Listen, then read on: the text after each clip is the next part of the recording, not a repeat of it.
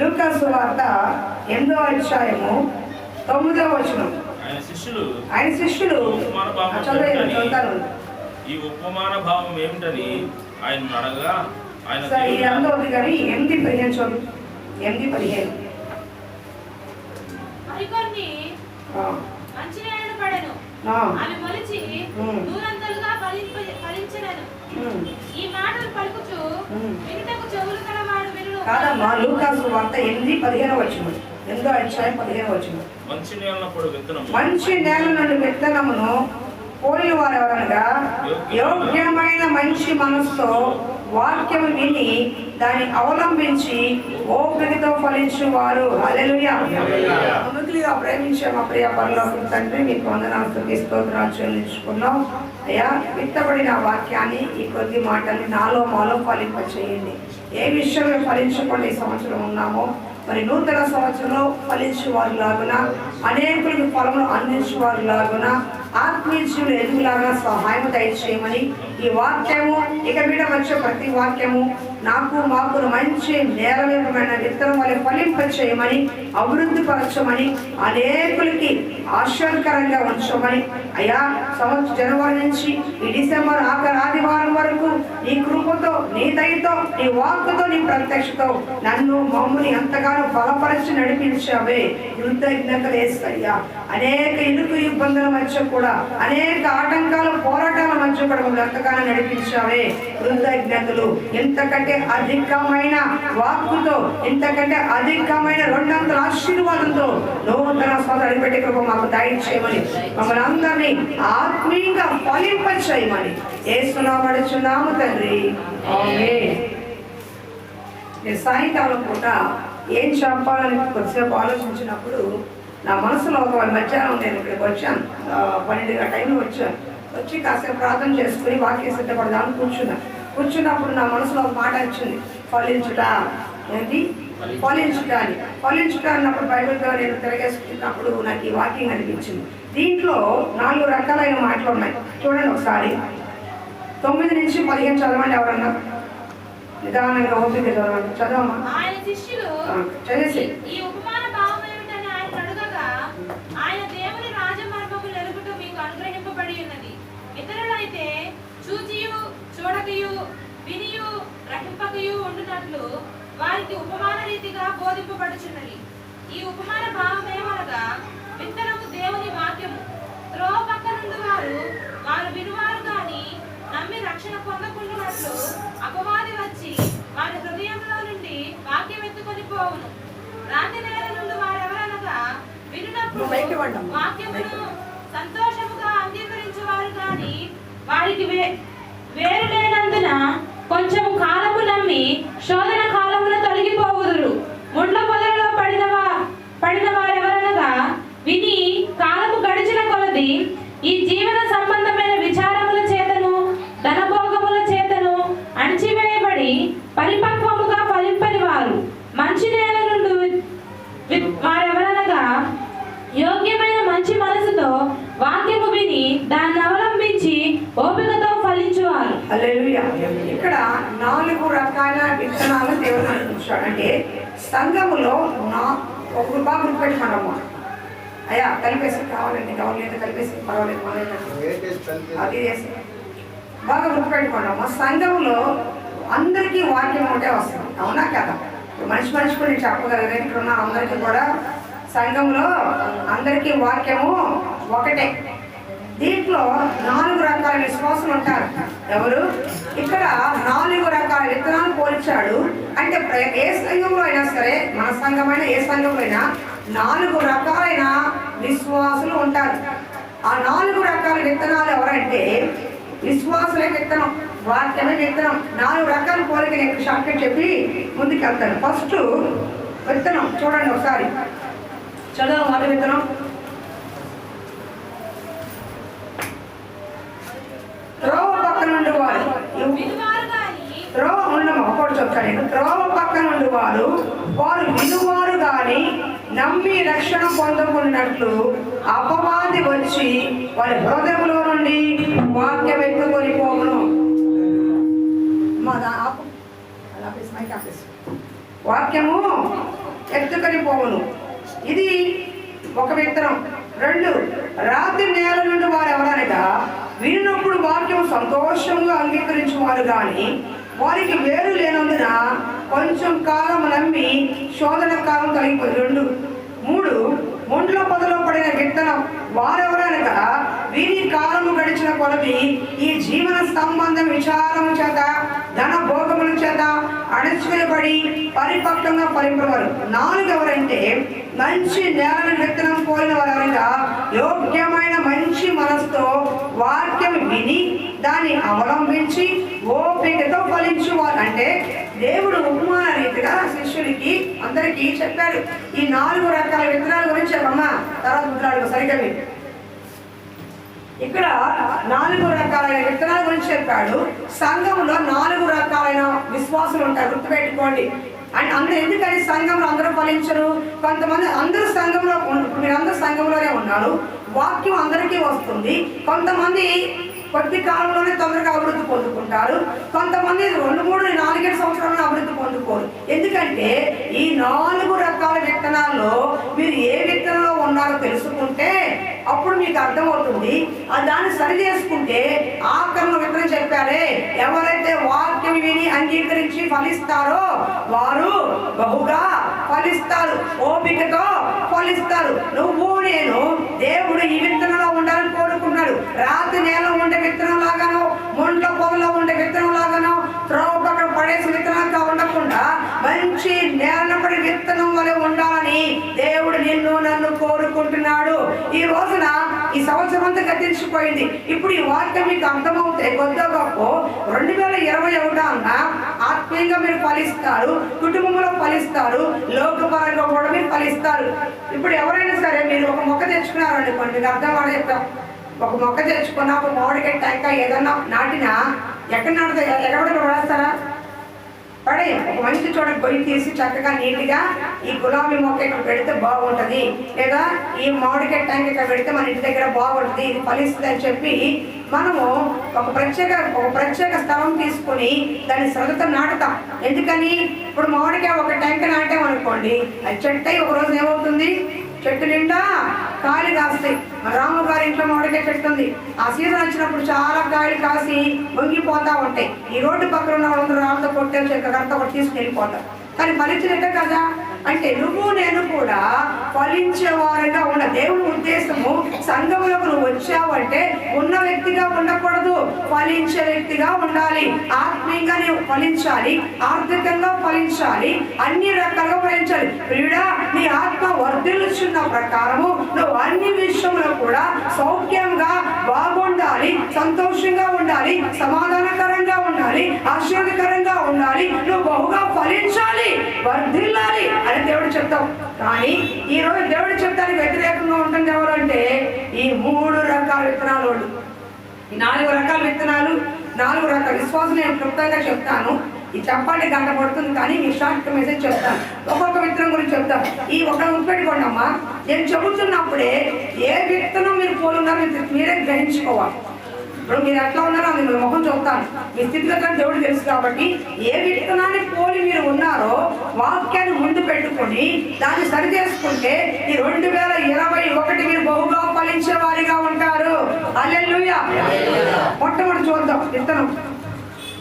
త్రోవ పక్కన ఉండేవారు వారు వినువారు కానీ నమ్మి రక్షణ పొందకున్నట్లు అపవాది వచ్చి వారి హృదయంలో నుండి వాక్యం ఎత్తుకొని పోవును. మొట్టమొదటిగా ఆ విత్తనం ఎక్కడ పడిందంట?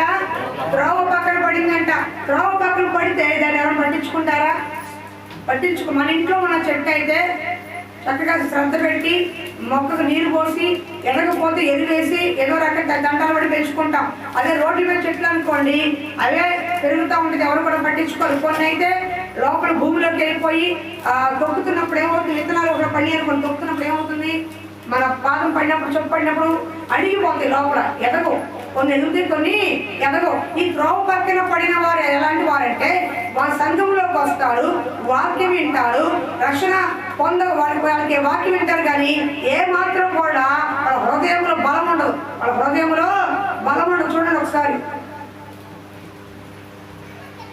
త్రోవ పక్కన ఉండే వారు వారు వింటారు కానీ నమ్మి రక్షణ పొందకున్నట్లు అపవాది వచ్చి వాళ్ళ హృదయంలో నుండి వాక్యం ఎత్తుకొని, ఎవరంటే వాక్యం ఎత్తుకునేది అపవాది, సాతాను. చక్కగా మందిరంలోకి వస్తారు, ఆశతో వస్తారు, వాక్యం వింటారు, కానీ రక్షణ పొందకుండానట్లు ఇప్పుడు కాదులే మరొకసారి చూద్దాం, ఇప్పుడు కాదులే ఒక సంవత్సరం చూద్దాం, ఇప్పుడు కాదులే ఇంకెప్పుడు కాలం చూద్దామని అపవాది వాళ్ళ మనస్సులో దూరి ఇప్పుడు రక్షణ పొందకుండానట్లు, వాక్యం ఫలించకుండానట్లు సాతానే వాళ్ళలో దూరి తీసుకెళ్ళిపోతుంది. వాక్యము ఫలింపలేదు. చక్కగా వాక్యం వస్తున్నప్పుడు చెయ్యాలనిపిస్తుంది, వాక్యం వచ్చినప్పుడు లోపడాలనిపిస్తుంది, వాక్యం వచ్చినప్పుడు ఎట్లాగైనా సరే నా జీవితం బాగుండాలి, నేను ఇలా ఉండకూడదు అనిపిస్తుంది.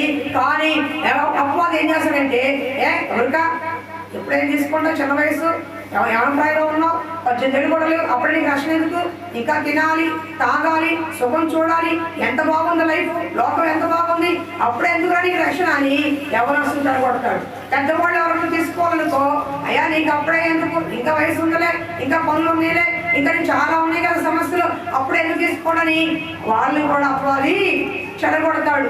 అంటే రక్షణ పొందకున్నట్లు ఎప్పుడు వ్యక్తి రక్షించబడతాడో వెంటనే ఎప్పుడైతే వ్యక్తి యేసు కడగబడతాడో దేవుడి యొక్క ప్రొటెక్షన్ ఉంటుంది, దేవుడి కాపుదల ఉంటుంది. అప్పటి వరకు దేవుడి బిడ్డగా ఉన్న వ్యక్తి దేవుడికి ప్రియమైన బిడ్డగా మారుతాడు, ప్రియమైన వ్యక్తిగా మారుతాడు, దేవుడు ఎన్నికలో ఉంటాడు, అతని పేరు జీవ గ్రంథంలో ఉంటుంది. కాబట్టి అది రక్షణ పొందడానికి అపవాది ఒప్పుకోడు, ఇష్టపడు. ఆశ ఉంటది, ఆధారం ఉంటది, ఎట్లాగని వచ్చేవారే తీసేసుకోవాలన్న తీర్మానం ఉంటది. కానీ ఈ లోపుగానే సాతాను మనసులో దూరి అప్పుడే నువ్వు రక్షణ పొందొద్దు, ఇంకా టైం ఉంది, ఇంకా ముందుంది, చాలా ఉందిలే అని చెప్పి ఎంతగానో అపవాది బలహీనపరిచి లోకము చూపించి సమస్తలను చూపించి, ఇగో నీ పెళ్లికైనా ఇప్పుడు పాపం ఈ రక్షణ పొందుకోవడానికి సిద్ధపడుతుంది. 2 ఆడపిల్లలు అలా తీసేసుకోమన్నాడు, వాళ్ళ ఆయన కూడా ఏమండవు, అలా ఒప్పుకుంది.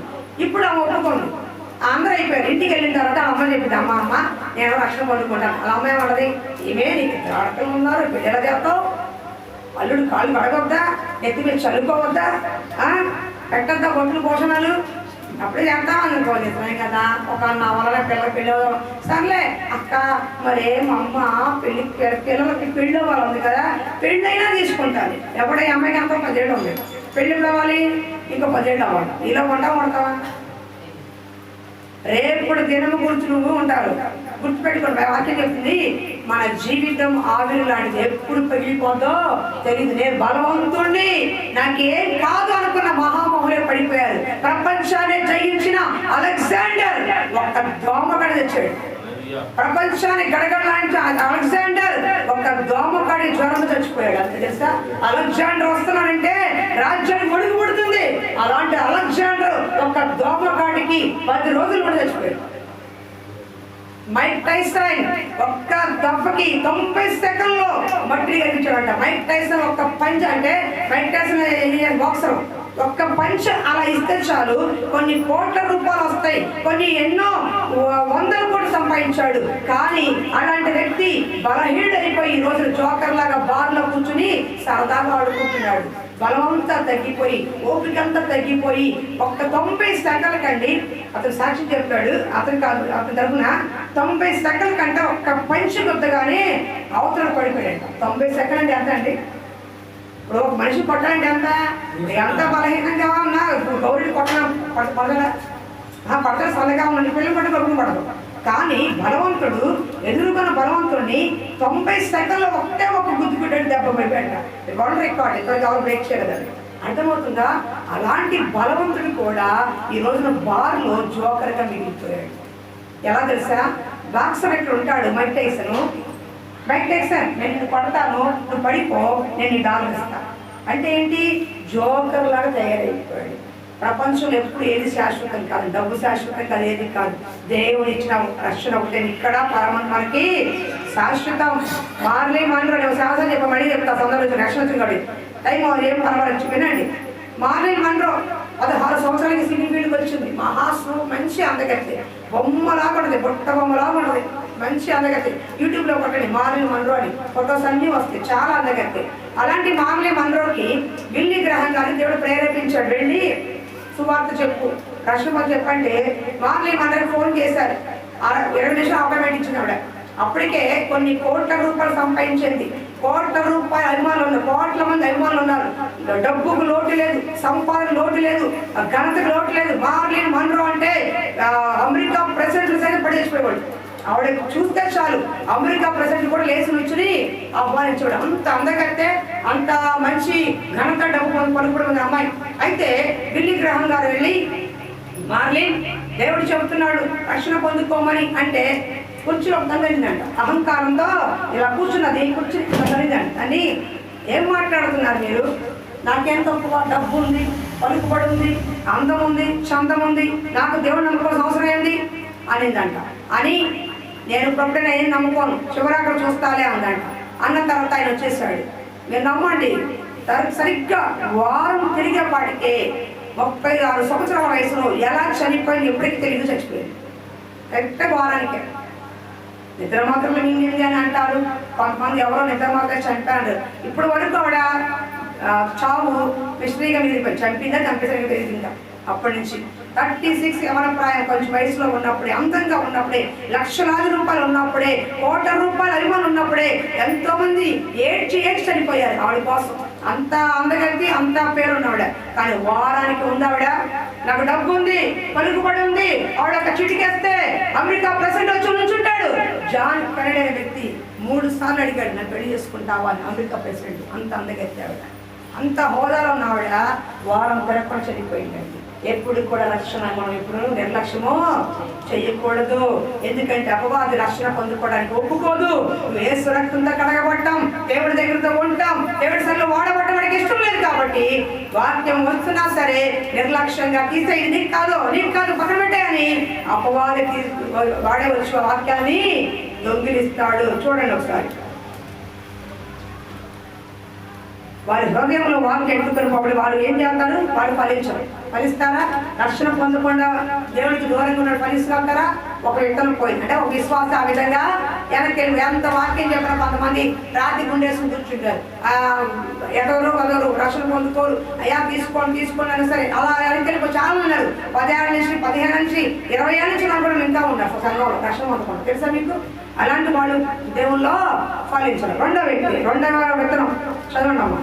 రాత్రి నేల నుండి వారు ఎవరనగా విన్నప్పుడు వాక్యం సంతోషంగా అంగీకరించిన వారు కానీ వారికి వేరు లేనందున కొంచెము కాలం నమ్మి శోధన కాలం తొలగిపోదురు. వీళ్ళు రెండవ వ్యక్తులు ఎవరంటే రాత్రి నేల నుండి పడ్డవారంట. అంటే వాక్యం బాగా వింటారు. అబ్బా ఏం చెప్పారు పాస్టర్ గారు, ఈరోజు వాక్యం అంత బాగా చెప్పారు, పలానా పాస్టర్ గారు బాగా చెప్పారు, టీవీలు ఎంత బాగా చెప్పారు వీళ్ళు అని వాక్యం సంతోషంగా అంగీకరిస్తారు. కానీ అంత బాగుంటుంది. కానీ శ్రమకాలం వచ్చినప్పుడు, కష్టకాలం వచ్చినప్పుడు, ఇబ్బంది కాలం వచ్చినప్పుడు వాళ్ళు దేవుడిని వదిలేస్తారు. ఏం చేస్తారు? దేవుడి సన్నిధిని వదిలేస్తారు. చూడండి చదవమని. రాత్రి ఎవరుగా విన్నప్పుడు వాక్యము సంతోషంగా అంగీకరిస్తారు. వారికి వేరు లేనందున, అవునమ్మా, ఏమి లేనందున వేరు. చెట్టుకి ఆధారం ఏముండాలి?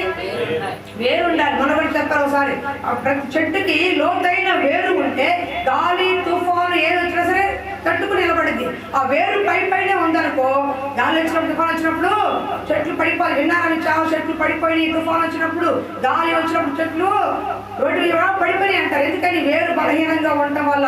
అలాగే విశ్వాసి వాక్యం అనే వేరు లేకపోవటం వల్ల, ఆ వాక్యం పునాది లేకపోవటం వల్ల కష్టం వచ్చినప్పుడు, శ్రమ వచ్చినప్పుడు, బంధువులు వచ్చినప్పుడు, ఇరుగు పొరుగు వారు వచ్చినప్పుడు, ఒక మంచి సినిమా వచ్చినప్పుడు, ఇంకొంచెం అప్పుడు వస్తే, ఎవరైనా ఇంటికి వస్తే ఏముండదు మందిరం తర్వాత చూసుకుంటాం అని వెంటనే సన్నగిలిపోతారు. వాడికి ఏమి లేదు, సరి అయిన వేరు లేదు. వేరు లేనందువల్ల కొంచెం కాలం బాగుంటారు, కొంతకాలం మందిరానికి వస్తారు, కొంతకాలం సంతోషంగా వాక్యం వింటారు. కానీ ఆ వేరు లేనందువల్ల, బలంగా లేనందువల్ల, ఆ శ్రమ వచ్చినప్పుడు తట్టుకోలేకపోవడం వల్ల మందిరాన్ని వదిలేసి వెళ్ళిపోతారు.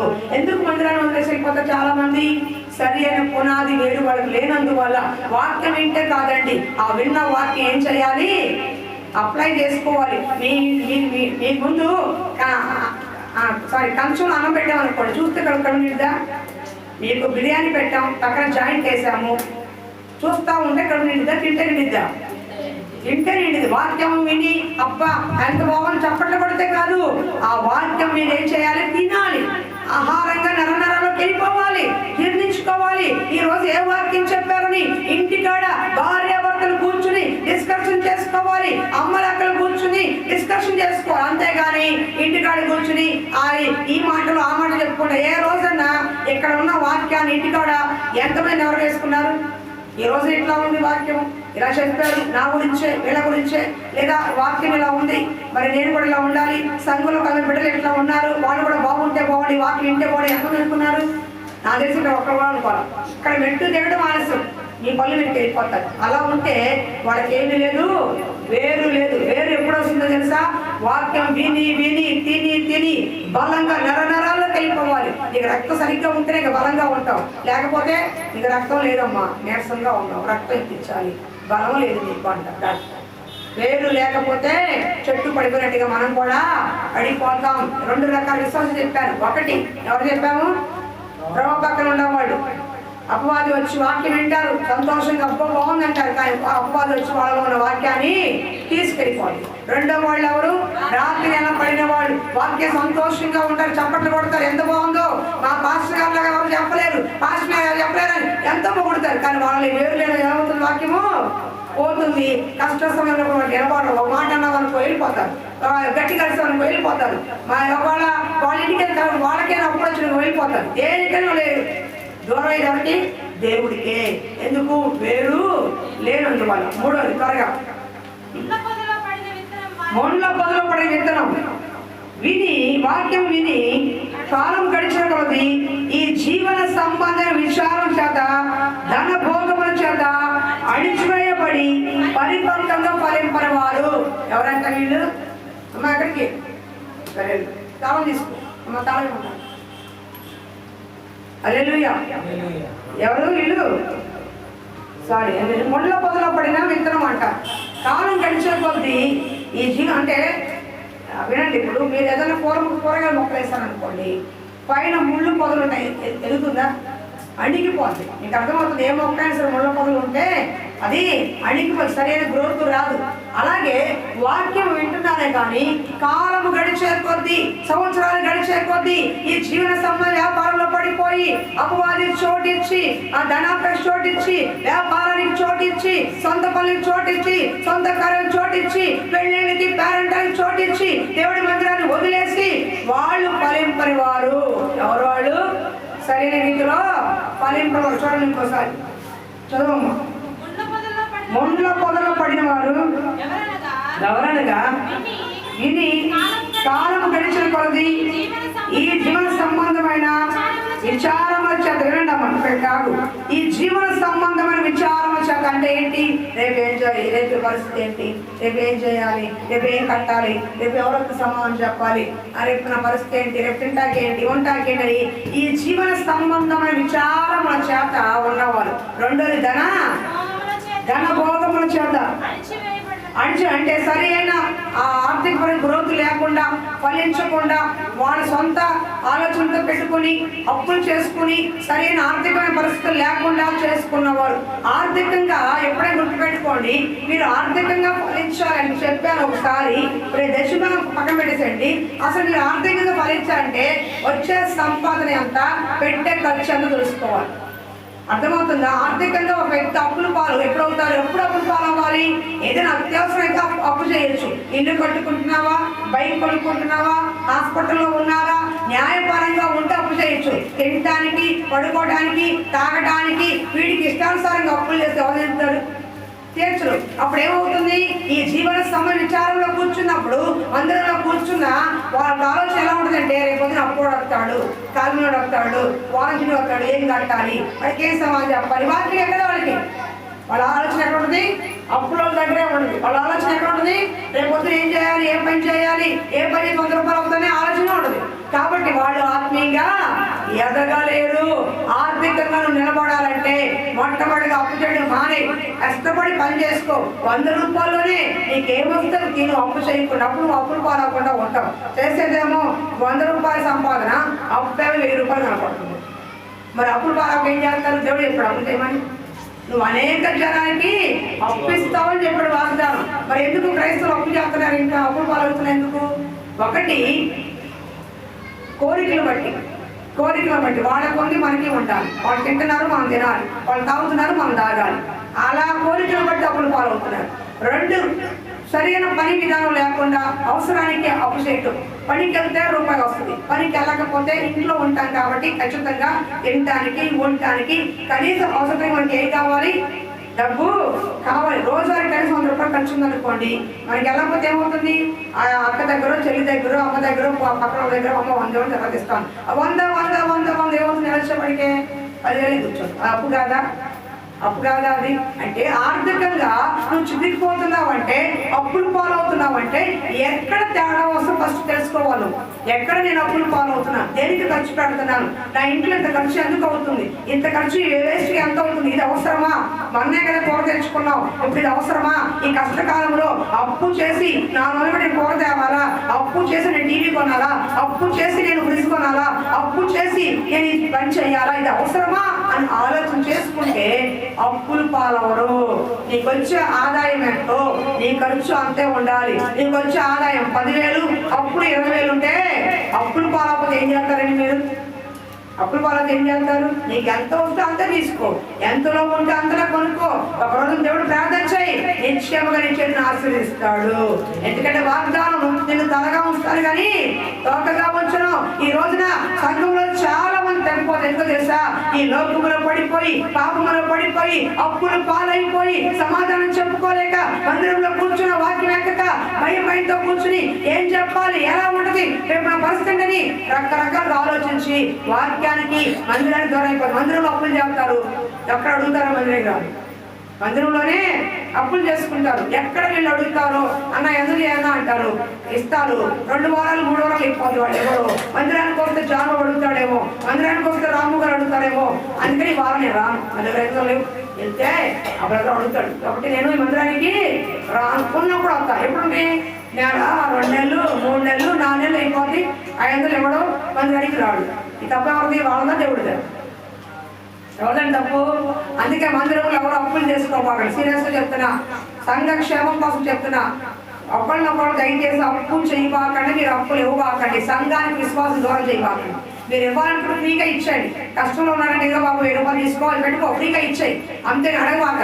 నువ్వు అడుగుతావు కాబట్టి వాడు మందిరం రాడు. నువ్వు ఇచ్చావు కాబట్టి విశ్వాసని పాడు చేస్తున్నా లెక్క. కాబట్టి ఎవరెవరు అప్పులు చేసుకోబాకండి. మందిరంలో బయట చేసుకుని బయట ఇవ్వకూడదు. మందిరంలో మనం చేసుకోబాకండి. చేసుకుంటే ఏమవుతుంది? నువ్వు అడుగుతావని మందిరానికి రాకుండా మానేస్తారు. అట్లా ఉండకూడదు. ఆ ఆత్మకు అడ్డుపండుగా నువ్వు ఉంటావు. నిజంగా ఇస్తే పర్వాలేదు, కానీ ఇవ్వకపోతే మందిరానికి రాకపోతే ఆత్మకి నువ్వు అడ్డుపండుగా ఉన్న వ్యక్తిగా ఉంటావు. కాబట్టి సహాయం ఇచ్చాయి. హాస్పిటల్లో ఉంటే 1000 రూపాయలు పెట్టి ఇవ్వు.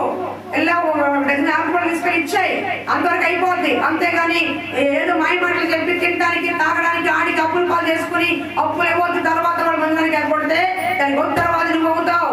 ఎవరవుతారు? మీరు అవుతారు. కాబట్టి ఈ లోకక 5 విచారములు, ఏం తింటామా, ఏం తాగుతామా, ఏం కట్టాలా, ఎలా ఉండాలా, ఏం చేయాలి ఆలోచించి ఆలోచించి ఆలోచించి వాక్యం ఎక్కక ముళ్ళ పొదల్లో కూడా విత్తనాల వలె ఫలించకపోతున్నారు. ఈ 3 రకాల ఎవరు కూడా సంఘంలో ఉంటారు, మందిరంలో ఉంటారు, వచ్చిపోతారు. కానీ వాళ్ళలో ఏముంటుంది? వేరు లేదు, సరైన గ్రోత్ లేదు, వాటికి ఫలించరు. ఎవరు ఫలిస్తారంటే లాస్ట్ చూడండి, నేను ముగిస్తున్నా 10 నిమిషాలు. మంచి నేల నుండి విత్తనం పోలిన వారెవరనగా యోగ్యమైన మంచి మనసుతో వాక్యం విని దాన్ని అవలంబించి ఓపికతో ఫలించువారు.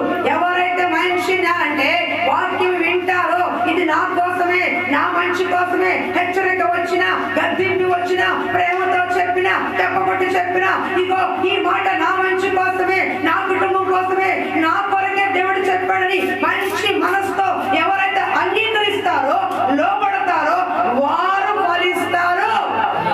వారు ఫలిస్తారు. ఈ రోజునండి ఏ సేవకులను చూసుకోండి, ఎవరో ఒకరు, నేను కాదు, తెల్ల సేవకులు చూసుకోండి, వాళ్ళు కూడా విశ్వాసమే. నేటి బాలలే రేపటి పౌరు. ఈరోజు సండే స్కూల్ పిల్లలే రేపొద్దున పరిచయం చేసే ఊరినే ఒక్కసారిగా సేవకులు అయిపోవారు. ఆ రోజు వేసిన విత్తనం ఒక రోజున వాళ్ళని ఫలింప చేసి ఒక స్థానానికి ఇచ్చాడు. ఈ రోజున మంచి నేలపడి విత్తనాలు లేకపోతే మీరు ఫలించలేరండి. మంచి నేలపడి ఫలింప అంగీకరించాలి. వాక్యం అన్నప్పుడు అంగీకరించాలి. అంగీకరించే వాళ్ళే ఫలిస్తారు. అంటే ఏమొచ్చినా సరే, ఇప్పుడు లక్ష్మి వచ్చింది ఫర్ ఎగ్జాంపుల్, 100 గాడి చదువుతున్నా, అమ్మ లేట్గా రాబోయి తొందరగా వచ్చింది, నాకు చాలా సంతోషం వేసాను, చూడగానే మనకు సంతోషం అనిపించింది. అదే లేట్గా ఉంటే అది బాధ వేసేది, ఏనమ్మా అనిపించేది. కానీ ఆ సమయంలో కూడా ఏందమ్మా అన్నాను అనుకో, ఫోన్లే నేను లేట్గా వచ్చాను కదా, అందుకే అక్క ఉంది కదా అని మంచి మనసు అర్థం చేసుకుని ఇంకో ఆదివారం నేను లేట్గా రాకూడదు అనేది మంచి మనసు. అంతేగాని నన్నే అందనుకుంటే అది సాతాను పెట్టే ఒక చెడ్డ మనసు అవుతుంది. అప్పుడు మీరు ఫలించం. అర్థమవుతుందా? మీ కన్నా పెట్టేలా మీరు కొట్టుకున్నారా పాపంతో పడరా? నీ కన్నా కొడితే కొడతావు, నీ కన్నా కూతురే కొడతావు. మేము పట్టకపోయినా ఏదో లేట్గా రాబాకడం మనం అనుకున్నాం. ఎందుకని? మీరు బాగుండాలి. కాబట్టి వాక్యం వచ్చినప్పుడు ఎవరైతే సాత్వికంతో తగ్గింపుతో ఇది నా కొరకని అంగీకరిస్తారో వాళ్ళు ఫలించే వారిగా ఉంటారు. అలాంటి విత్తనాలు ఫలిస్తాయండి. ఎలా పడతారో ఉండే విత్తనాలు ఫలించవు. విశ్వాసులే ఇక్కడ మీరు నా బుజ్జి పని చేస్తుంది, చెప్పింది చేస్తాం అంతే. కానీ ఎప్పుడు ఫలిస్తుంది తెలుసా? ఇది నేను చేస్తుంది నా దేవుడి పని, అక్క చెప్తున్నా చేస్తే కాదు ఫలింపుడు. ఇది నేను చేస్తున్న మందిరానికి నా దేవుడు పని చేస్తున్నాను అని ఎప్పుడైతే ప్రేమతో చేస్తుందో అప్పుడు ఫలిస్తాను. ఇప్పుడు నేను చెప్తున్నాను చేస్తున్నాను, కానీ అది కాదు ఫలించడం. అంటే వాక్యం విని నా దేవుని మందిరానికి, ఈ పట్ట నా దేవుని మందిరంలోది, ఇదిగో నేను చూడుస్తుంది నా దేవుని పని, ఇది నేను నా దేవుడికి చేస్తున్నాను, ఇది నా దేవుడికి ఉంటున్నాను అని దేవుడు చేసిన దేవుడి నిమిత్తం చేస్తున్నావు అని అనుకుంటారో వాళ్ళు ఫలిస్తారు. అర్థమవుతుందా? మాట పని ఎవరైనా చేస్తారు. అమ్మా నువ్వు చేస్తావు, మన ఊరు వెళ్తే ఆమె చేస్తుంది 4 రోజులు, నువ్వు వెళ్తే పని చేస్తుంది, పాటలు వాడుతున్నాడు, ఇంకా ఇంతకంటే స్వరం బాగా వాళ్ళు వాడతారు. కానీ ఎవరు ఫలిస్తారు? ఎవరైతే నా దేవుడి కోసం నేను చేస్తున్నానో, నా దేవుడి కోసం నేను ఉన్నానో, నా దేవుడు నాకు పెట్టిన మందిరం అని ఎవరైతే అంగీకరిస్తారో, లోపడతారో వారు ఫలిస్తారు. సౌలు దావీదుకి చిన్న చిట్కా ఒకటే. సౌలు గాడిదలు కాసుకునేవాడు, దావీదు గొర్రెలు కాసుకునేవాడు. ఈడు రాజు అయ్యాడు, దావీదు రాజు అయ్యాడు. సౌలు రాజుగా తీసేశాడు, దావీదు మహారాజుగా పెట్టాడు. ఎందుకంటే సౌలు అంగీకరించలా. హెచ్చరించినప్పుడు సౌలు అంగీకరించరా, నాకు తప్పని ఒప్పుకోరా, అందుకే రాజ్యం పోయింది. కానీ నా తాను ప్రవక్త వచ్చి దావీదుని హెచ్చరించాడు, నువ్వు పాపం చేసేవాడు కానీ అందరి ముందు, నలుగురు ముందు ఉన్నప్పుడు, మహారాజు సింహం కూర్చున్నప్పుడు నా తాను ప్రవక్త సడొచ్చి దావీదు నువ్వు పాపం చేశావు అన్నాడు అందరి ముందు. వెంటనే గడగడ ఒడిగిపోతూ సింహాసం దిగి మందిలో ప్రార్థన చేశాడు. అందుకనే అష్ట ఐశ్వర్యాలతో ముదిమి వచ్చే వరకు దావీదు మహారాజులా బతికాడు. నీకు అర్థమైందా? సౌలు దావీదు ఇద్దరు రాజులే, కానీ సౌలు కొద్ది కాలం చేసి పోయాడు. కానీ దావీదు తప్పు చేసినా ఒప్పుకున్నాడు కాబట్టి, తగ్గించున్నాడు కాబట్టి నిండు వృద్ధాప్యం వరకు అష్ట ఐశ్వర్యాలతో మహిమ ఘనత ప్రభావాలతో చనిపోయాడు. ఇద్దరు పొరపాటు చేశారు, కానీ సౌలు ఒప్పుకోలేదు, కప్పుకున్నాడు, పోయాడు. కానీ దావీదు ఒప్పుకున్నాడు, నిలబడ్డాడు. ఈ రోజున కప్పుకునేవాడు కాదు, దేవుడు కాదు, ఒప్పుకునేవాడు కావాలి. అయ్యమ్మ నీలో పొరపాటు ఉందంటే నిజమే అక్క, నిజంగా నాదే పొరపాటు అని ఒప్పుకునేవాడు కావాలి. పాపం కిషోర్ మనం చూసినప్పుడు చాలా బాధ వేసింది. లేటుగా వచ్చాడు. ఎవరైనా ఒకటే, ఇప్పుడు ఆయన ఏదో రమ్మని రేపు దుర్గమ్మ పొమ్మంటే తప్పదు. సంఘులు ఎవరైనా ఒకటే, చిన్న పెద్ద లేకుండా వెళ్ళయ్యా అని. తర్వాత చూపుడు చెప్పి అయ్యా వాళ్ళు వీళ్ళని కాదు, రేపు నిన్ను చూసిన పోకలు నేర్చుకుంటారు. నిన్ను రాణిస్తే రేపు ఇంకొకరు నిన్ను చూసుకుంటారు. నేర్చుకున్న బాధే, కానీ రేపు నిన్ను చూసిన రాజు వేరే కిషోర్ రానిచ్చింది, దుర్గమ్మని పంపించేస్తున్నాను అనుకుంటుంది. సంఘంలో ఎవరైనా కాలేజ్ వచ్చినా సరే నేను ఎలాగ మాట్లాడతాను. కాబట్టి ఇంకోసారి ఇప్పుడు లేటుగా రాబోకోను, సరే అక్క నాదే పొరపాటు, నాకు సంతోషం అనిపించింది. ఎందుకని అర్థం చేసుకున్నాడు కాబట్టి అంగీకరించాడు. అదే ఇలా అనుకుంటే నేను చేసేది ఏం లేదు. కాబట్టి ఎప్పుడు కూడా వాక్య గ్రహింపుని అర్థం చేసుకుంటే ఫలిస్తారు. ఒకవేళ 2020 ఫలించలేదేమో, నీ కుటుంబం ఫలించలేదేమో, ఆర్థికంగా ఆత్మీయంగా చితికిపోయి ఉన్నావేమో, ఇప్పుడైనా దేవుని మాట విను, ఇప్పుడైనా దేవుని వాక్యానికి లోబడు, ఇప్పుడైనా ఫలించడానికి సిద్ధపడు. ఫలించడానికి ఏం తెలుసా? ఆస్తులు అంతస్తులు కాదండి, అది లోకస్తులు కూడా ఉంది. ఆత్మీయంగా ఫలించాలి. నువ్వు అభివృద్ధి పొంది నలుగురికి ఆశీర్వాదకరంగా మారాలి. అదే అసలైన ఫలింపు అంటే. ఒక విశ్వాసి ఫలించేది ఆర్థికంగా, ఇల్లు పరంగా, ఉద్యోగ పరంగా, ప్రమోషన్ పరంగా, బంగారాలు, బ్యాంక్ బ్యాలెన్స్ పరంగా కాదు. అది అన్నిలు కూడా ఉంది. కానీ అంతకంటే ప్రాముఖ్యమైనది వాళ్ళకి లేనిది నువ్వు ఆశీర్వదించబడి అనేకులకి ఆశీర్వాదకరంగా మార్చుకునే అసలైన ఫలింపు. అర్థమవుతుందా? అందుకనే గొప్ప గొప్ప మిషనరీస్ మన ముందున్నారు. అందుకే యేసు ప్రభు శిష్యులు మన ముందున్నారు. యేసయ్య గారు ఒక్కళ్ళే వ్యక్తపడ్డారు, కానీ ఆయన ద్వారా కొన్ని వందల మంది సేవకులు ఫలించారండి. ఒక్కడ వేసి విత్తనం ఈ రోజున 1000 సంఘాల పైనే ఉంది. ఎవరో ఒకరు వేసి విత్తనమే ఫలిస్తుంది. కాబట్టి ఎంతో మంది సంఘంలో లేవనెత్తబడుతున్నారు. కొన్ని సంఘాల్లో వాళ్ళే ఉంటారు, వాళ్ళ పిల్లలే ఉండాలి, వాళ్ళ బంధువులే ఉండాలి, వాళ్ళ చుట్టాలే ఉండాలి. 3 వ్యక్తికి అవకాశమే ఉండదు. అది ఫలింపు కాదు. ఇది రాజకీయమా? నేను పోతే ఎన్టీ రామారావు బాలకృష్ణ రాజకీయాల్లో కాదు కదా. రాజకీయ వారసత్వం కాదు ఇది. రాజకీయ వారసత్వం కాదు. ఎవరైతే వాక్యం విని ఫలిస్తారో, ఎవరైతే వాక్యం విని నా దేవుడి కొరకు పనిచేస్తారు అంటారో వాళ్ళు ఫలిస్తారు. మన ఈ మధ్య జాన్ బాబు పెయింట్ చేసేటప్పుడు మాట నాకు సంతోషిస్తుంది. అక్క, నేను మీద దేవుడి పనికి టైం ఇస్తాను అక్క, దేవుడి కొరకు ఏదైనా పని చేయాలి నాకు అనిపిస్తుంది, దేవుడి కొరకు నేను ఏదైనా చేస్తానక్క అని అన్నప్పుడు సంతోషపడ్డాను. అప్పుడు చెప్పాను, అయ్యా నువ్వు ముందుకు వచ్చావు కాబట్టి నేను ప్రోత్సాహపరుస్తాను, నా వంతు నేను నీకు సహాయం అందిస్తా, నిలబడిన వరకే నా పని. కానీ వ్యక్తిగతంగా కట్టుకోవాల్సింది దేవుడితో నువ్వు సరి చేసుకోవాల్సింది నువ్వు. నిన్ను బట్టే, నీ మనసును బట్టే, నీ క్రియలు కార్యాలను బట్టే దేవుడు ఆశ్రయిస్తాడు, నన్ను బట్టి కాదు.